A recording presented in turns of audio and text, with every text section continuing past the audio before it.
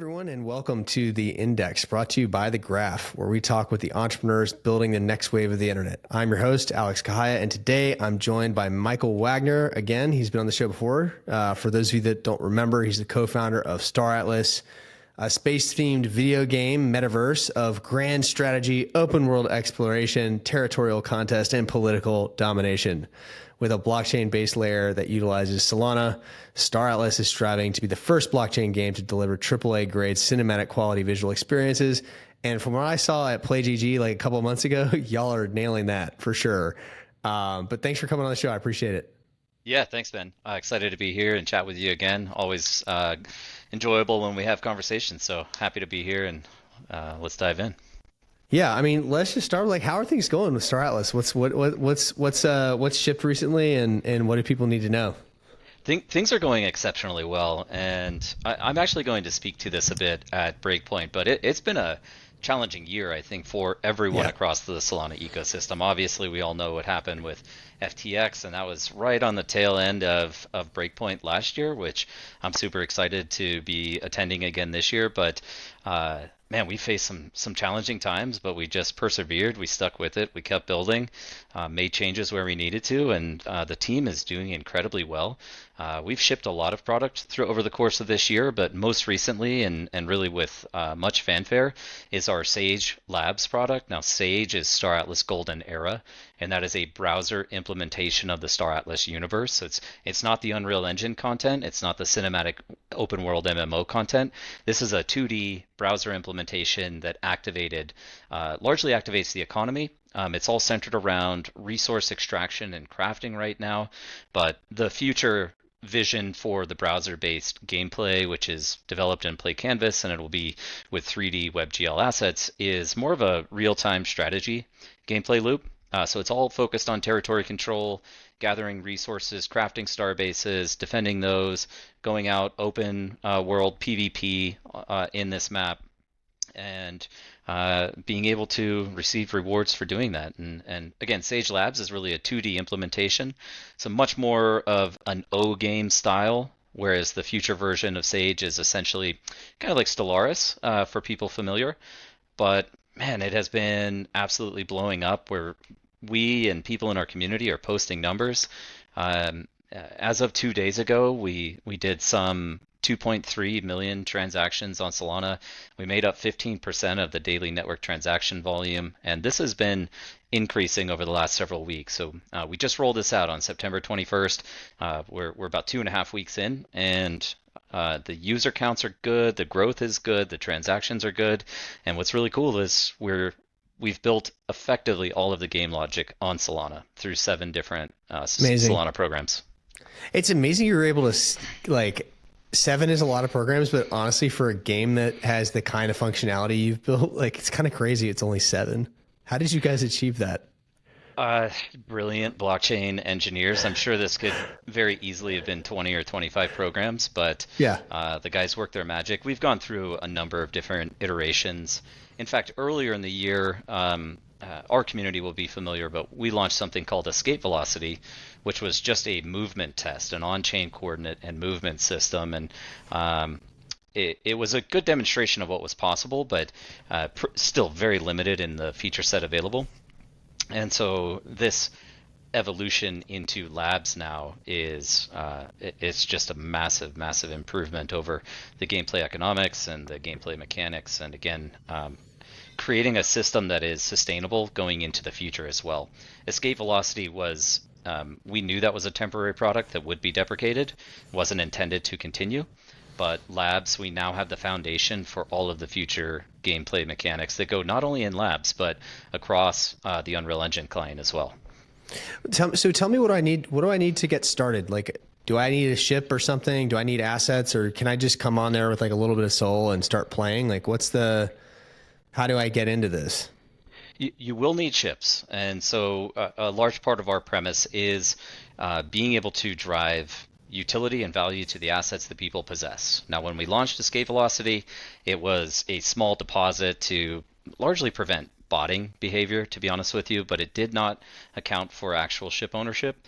So now in Sage Labs, it is based on the assets that players own. Now we have ships that are selling for $3 or $4. We have ships that are selling for $100,000. So choose your own adventure in terms of how deep you want to go, but you can construct a small fleet of ships and still get out and play and start having fun if you spend maybe $10 or $15. And with respect to your comment on Sol, obviously we're massive supporters of Solana Network, but there was a really cool feature that we released, which was it's a fee payer service that we call Atlas Prime. And what that really means is all of our users are paying their network transaction fees in Atlas, which is our in-game currency.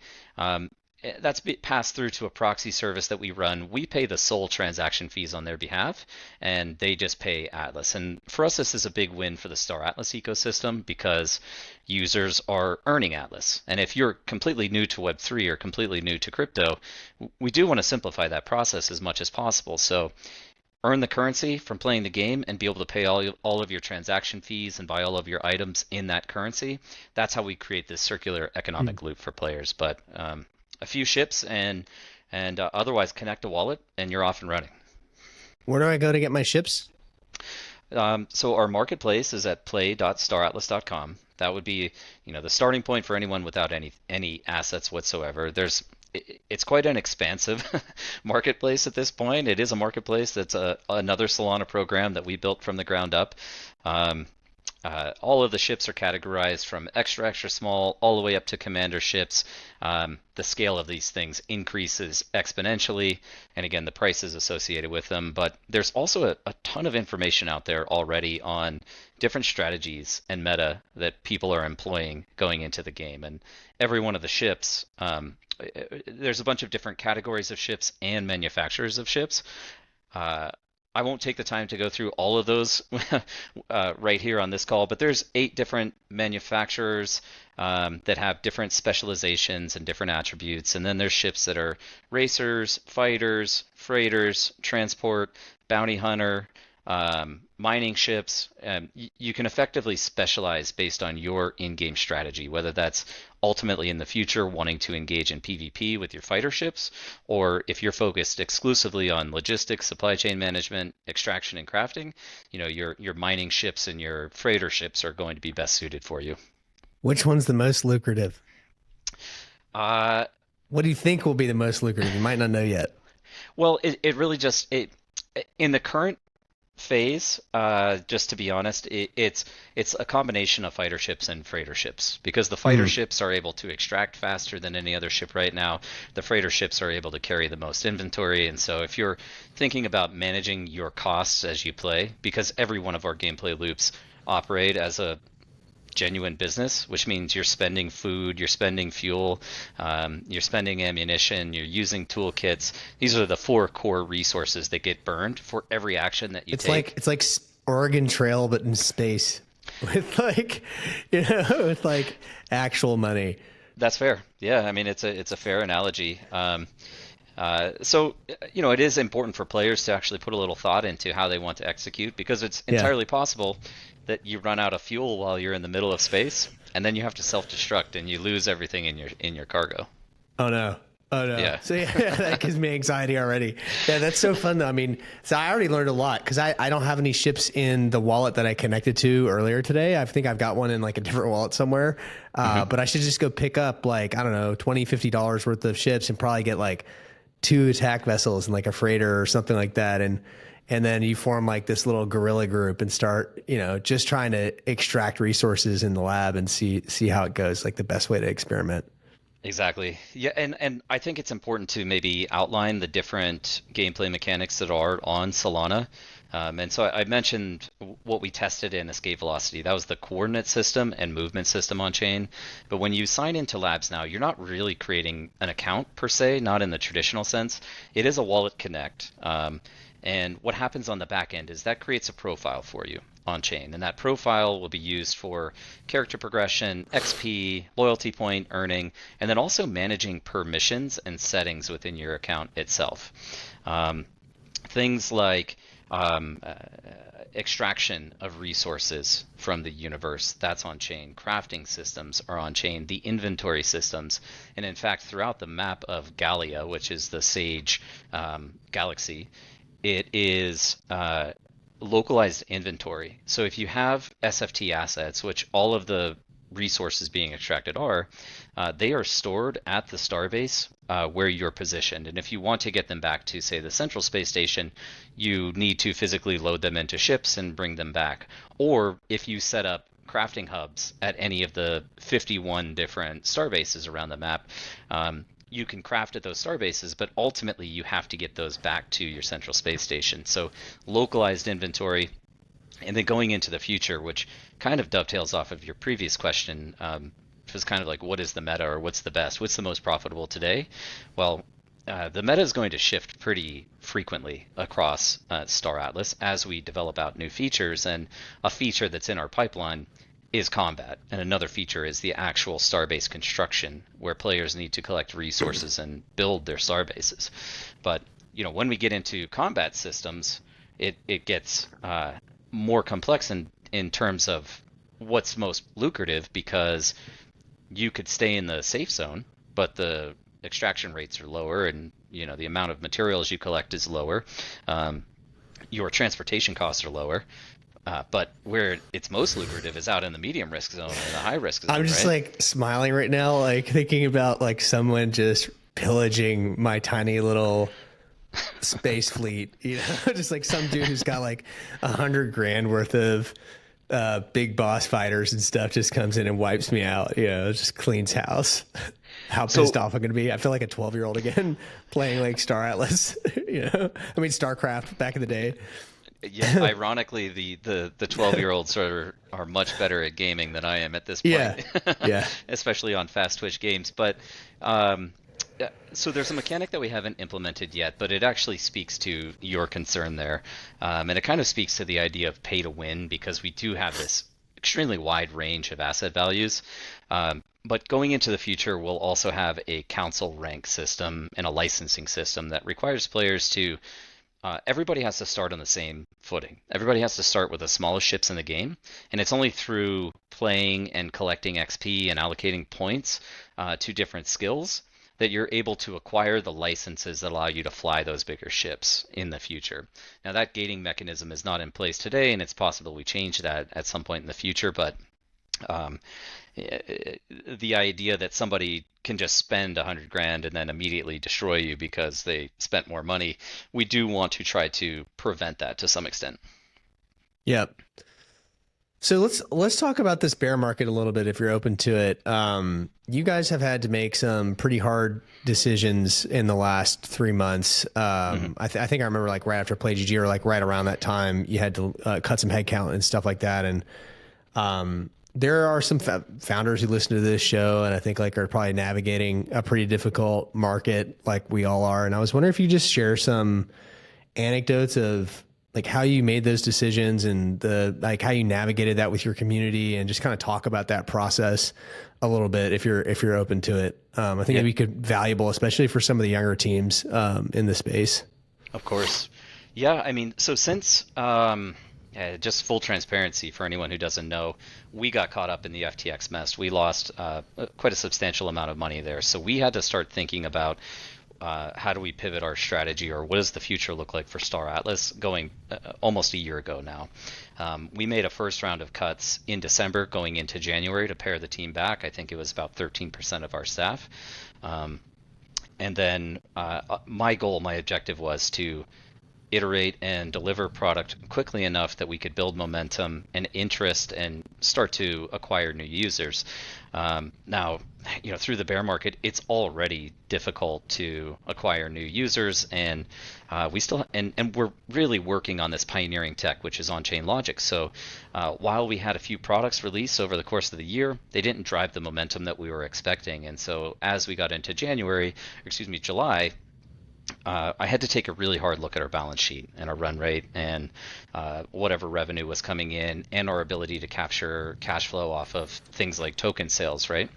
At the end of the day, it was a simple mathematical formula. Here's what we have, here's what we're making, and if I don't make adjustments, this is when we die on the vine.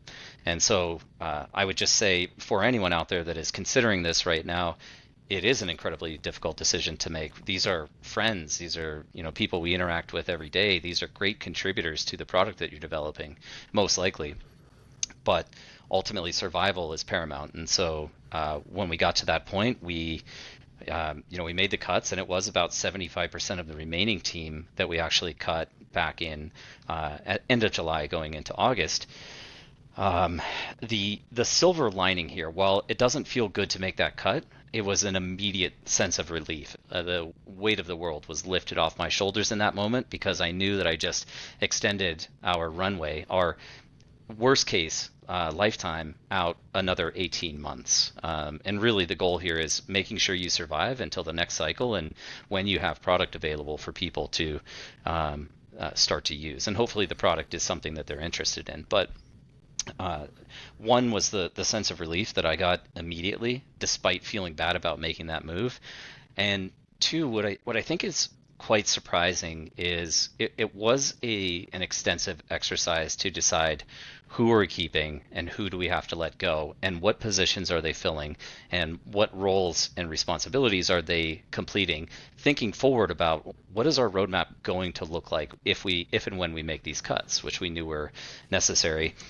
The people that we retained, after a short period of turbulence, working closely on regular calls with the team, everybody got aligned extremely closely. And one of the challenges I would say that we faced as a team historically is that it was almost a pitfall that we had as much success early on as we did, because we tried to rapidly scale to account for the revenue that we had achieved in year one and even to some extent year two. But there's a great podcast that I reference. I might have even referenced it before with you, but it's Tim Ferriss, and he's interviewing the CEO, founder of Evernote, and he references this study which says essentially every time you 3x the amount of people in your company, you need to radically transform all of your processes and all of your procedures. And we're a fully remote company. We scaled from 4 people to 235 people over the course of a year and a half. And Wow. what we found, and we operate almost exclusively through Discord. And so communication channels were broken, getting people to coordinate and collaborate. Interdepartmental coordination was a challenge. And so what we found is that in downscaling the company, we actually had better fusion of all team members. And we really isolated our focus on what we were all going to work on. And we set to task just having those meetings, having those priority calls. And our velocity, our momentum right now is arguably better than it was when we had a bigger team.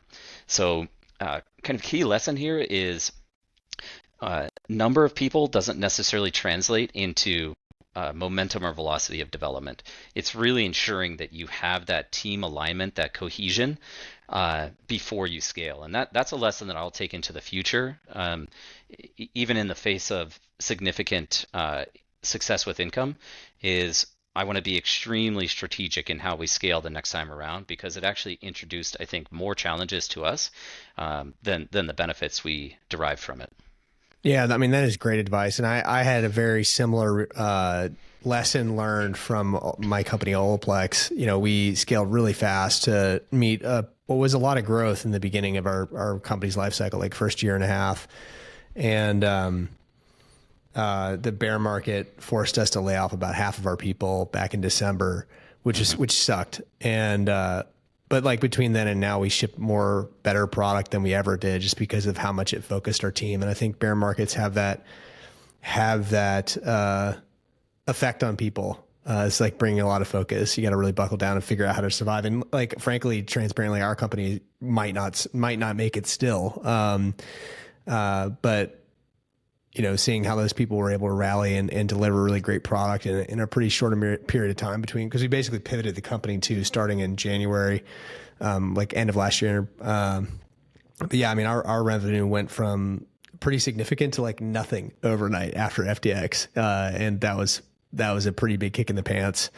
And I think looking back, one of the big things I would do differently is when we were adding all that headcount, really trying to drill down on like, do we really need that headcount? Like, do we really need that person? Like I think what happened with us is with all those resources that we had, you try to build too much. You're building all these different things, and you really just, if you focus, like constantly paring back. And I saw something like Elon Musk posted this somewhere, or like some video on Twitter about this, where it's like, pare back your product initiatives until you start having to add things back in later. Like that's better than having too many things that you're doing.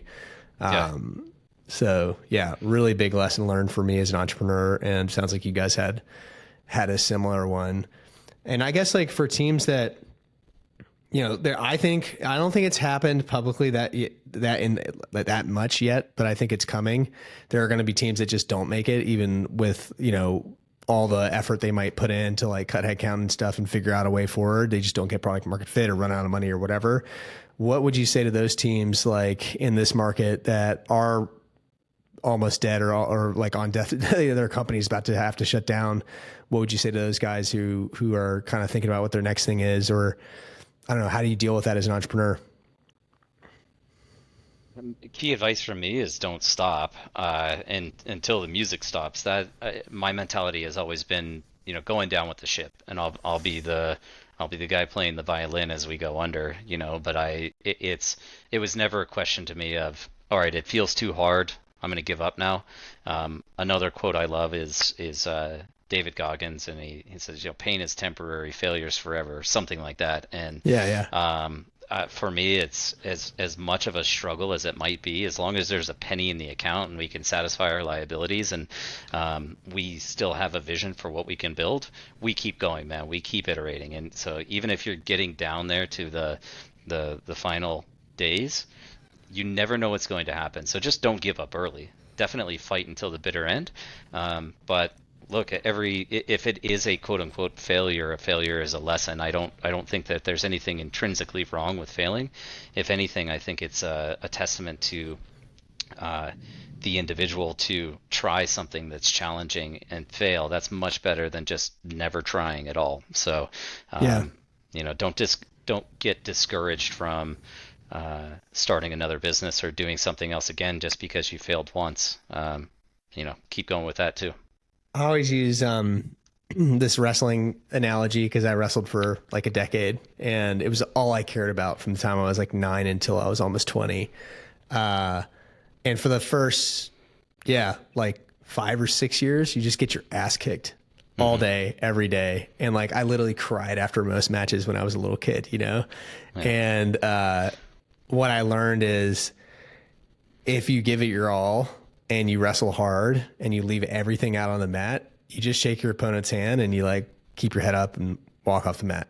Don't say anything, just walk off the mat proud and come back again, get to the next tournament, get to the next match, and do it all over again. And that's how, as an entrepreneur, and I've had multiple companies, I've had some fail and some be successful. And that's just the way that I look at it. If you just put it, if you really do hang on and go down with the ship and you really put everything into it and there's like nothing else you could do to make it work, then you can keep your head high and take those lessons with you to the next one, lick your wounds, take a little time and get building again. And I think I don't think this bear market is over soon. Some people have been kind of posting on Twitter, like bull posting, like, oh, we're almost at the end. This has got to be the bottom. And I'm like, I don't know. So I think keep building is the thing that I keep thinking.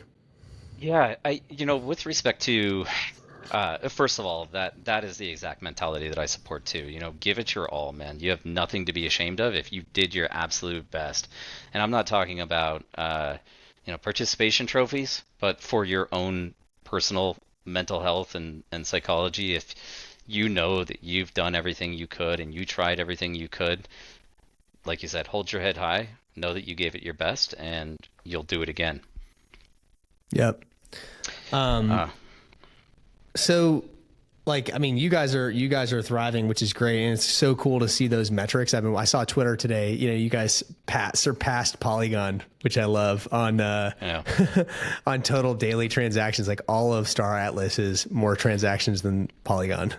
Yeah. Which is kind of interesting. Like when you think about that, a lot of these layer ones, like a layer one, like if you look at yourself as like a Web3 ecosystem on top of a layer one, And they're an L2 on top of the layer one too. So if you like just do apples to apples comparisons and you look at those valuations, it's kind of interesting. Not to like price speculate, but it's kind of interesting if you look at that. Yeah, I hesitate to respond to that one. And for the record, we're not the ones that are drawing the comparisons between any other L1s or L2s. That's people, these data I runners, just saw that off of Twitter. Yeah, I saw that on Twitter. This is random Twitter account. I mean, I think it's really cool to see, but it's people from our community or that are following Star Atlas that are making these comparisons. I do think it's extremely impressive. It speaks to the idea of only possible on Solana that, to your exact point, we think of ourselves almost as a developing in very much the same fashion that a layer one builds, because we have open access to our tooling, like all of those programs that we just rolled out for Sage Labs. We've opened bindings, APIs, documentation, and we already have people that are looking at ways to integrate into those programs, build their own extensions, build automation tools, which is kind of a bad word, automation botting, but we actually think that this is the big opportunity, and this is why we're building on chain, is composability. We want other teams to build DeFi services, build lending models, build scholarship models, build liquidity pools with all of these different commodities, build wallet management or game management tools, and make those open and accessible to all of our players. So if you were to analogize that to what any layer one does, it's building a base tool set that other developers can then leverage to create programs and applications that live on top of it. Well, the way we're building on top of Solana allows other developers to build on top of Star Atlas in the future. And the benefit is we have a captive audience. We have a user base that is extremely passionate about being able to play and what we're doing. And if you're a developer and you're looking for a new opportunity, do you want to create something brand new out of the air and hope you can capture users? Or do you want to build something that there's an existing audience for? And we see a major advantage for that. Yeah, I love that. I was going to ask, that was actually one of my next questions, like how composable is it, and it sounds like it's very, open and composable, which is cool. I was thinking about like the fact that everything is self-custody. You could imagine maybe somebody else makes a different universe, but all my stuff the basic contracts are the same. And so all of my game identity and gameplay and all my assets and stuff can port over to a different game even. That is 100% the idea. What you just said, your game identity, that's essentially our profile system. Mm-hmm. We're actually productizing that in a specific way as well. I'm not sharing any details on it at the moment, but the profile system itself is largely going to evolve into a Web3 ID or Web3 passport of sorts, with the intention of allowing immediate access into any other game that wants to build on Solana. Now we've already open sourced other tools as well, like our Foundation SDK, which is a Solana native integration into Unreal Engine 5. But whether it's like creating a mod for Star Atlas or creating a unique storyline or a single player mode for Star Atlas, within our asset repository on build.staratlas.com, we have ship assets and art that people can leverage. We have branding that people can leverage. People are able to commercialize those. We have a structure in place that allows them to earn up to $1 million in revenue without paying any royalty fees to us. So take a chance, right? Build something and see if it works. So you're handing people the revenue engine. We are. Yeah, and we've already spent all of this money and all of this time in creating amazing assets. Let's make those available to people so that they can get a head start. Our only requirement, we have a few requirements, like if you're using the Star Atlas assets, then it needs to reference the Star Atlas NFTs or SFTs. But to your exact point, if you're a player and you own some of these ships and someone else builds a game using the build repository, now your ships work in that game too. You can, and your profile works, so you can just go. So play. Can I, as a developer, can I also create new ships and things like that people can buy, and then you guys get after $1 million, like you guys get a piece of that action? Is that how that works, or is it only existing ships and stuff? Like I can't make new ones, but I can like make a new game that allows those to work in my game. You could build your own ships. You could create your own ships that work in your game. That doesn't mean that we're going to backport those into our game. we do have extremely high quality standards, and we want to ensure we protect the integrity of our game. Now, I'm sure there's some great studios out there who could create assets that we might want to use.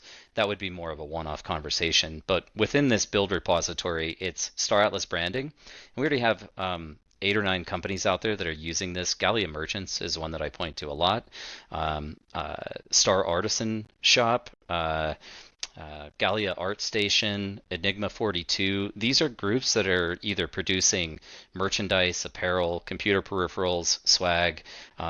There's like placards. There's a couple of companies that are doing 3D models of our ships, 3D printed models of our ships, and they're commercializing this now. They're selling it now. And so they are responsible for reporting revenue back to us because once they exceed that 1 million threshold, there is a royalty between 3 and 10%. It depends on what industry you're in, but we think that those are pretty favorable rates generally to be able to leverage this library of assets. And then otherwise, the ship assets that are included in there. And if you just want to copy and paste our ship assets, you can do that, again, with the requirement that it points to the NFT that is deployed on Solana. If you create your own ships in your own gameplay mode, you can monetize that as well. That revenue doesn't go back to us because it's not one of our assets. Most likely, I don't know. That's actually it's a question I hadn't gotten before. I'm kind of curious how that would work, but most likely that would be excluded from revenue. Yeah, I just think the interesting is you've proven out a model that makes money and it's working for you, and you've open sourced a lot of this, or at least made it so other people can build on top of and kind of recreate that model. And that's a hard thing to do. Like if all a game developer has to do is like create their game and then it's on top of your stack, and then it can just start making money. That's pretty interesting.